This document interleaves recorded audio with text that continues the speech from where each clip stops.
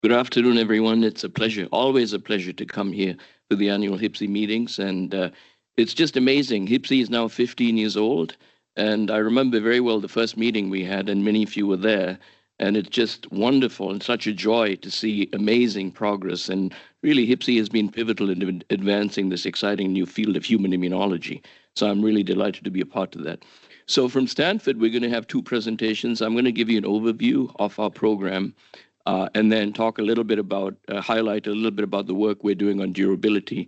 But really, Parvesh Khatri has some amazing, exciting data, unpublished, that he'll be talking about as well. So, all right, so these are the disclosures. And just to give you a conceptual overview, for many years, our program has focused on understanding the human immune system using vaccines as probes.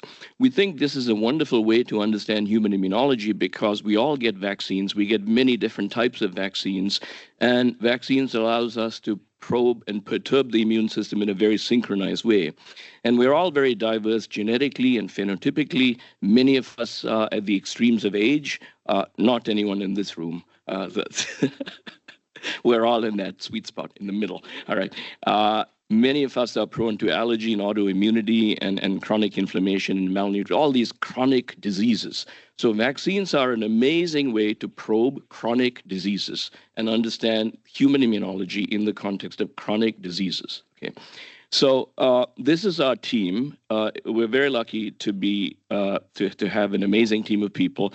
There are three projects. The first project is understanding innate immunity to vaccination. That's led by me. The second project is understanding T-cell responses to vaccine immunity. That's led by Mark Davis. And the third project is led by Scott Boyd and understanding B-cell responses. We have the Human Immunomonitoring Core led by Holden Maker, the Data Management and Analysis Core led by Parvesh Khatri and Thomas Hagen and Nir Yosef, and then the Clinical Core led by Sharon Shintaraja and Nadine Rufael and Tina Sinder and others.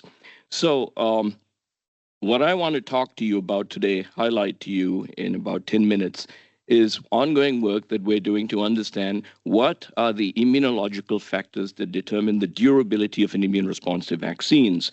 I don't need to tell the audience about the significance of this. We all know that it is important to develop vaccines that induce highly durable responses. And if you look at the history of vaccines, there are many vaccines indicated on that table, like smallpox, yellow fever, measles, which induce very highly durable responses. But there are other vaccines, such as a seasonal flu shot, or I dare say, some of the mRNA vaccines that we think we could improve the durability of. And so the question, for many years, we've been fascinated by this dichotomy, and we've been wondering what are the immunological factors that determine the durability of vaccines. And in one slide, I'm going to summarize to you some of the findings that we have so far.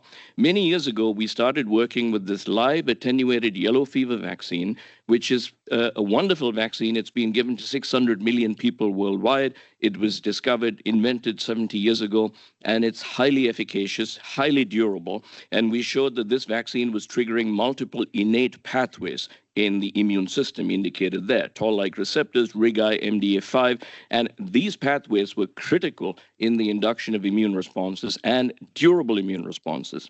So this was published many years ago. Fast forward 15 years ago, when the Pfizer-BioNTech mRNA vaccine was authorized for emergency use authorization, we applied the same kind of approach to begin to deconstruct the innate immune pathways by which this vaccine was inducing antibody responses and T-cell responses.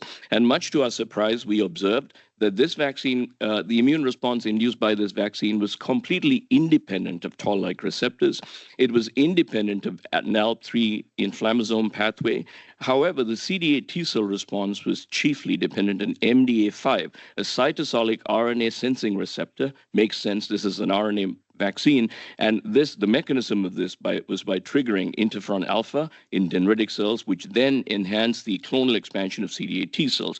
The question is, what is the innate pathway that is responsible for the induction of the antibody response to this vaccine? And nobody knows yet. That's a mystery. We've looked at a whole bunch of different knockouts, but we haven't been able to solve that.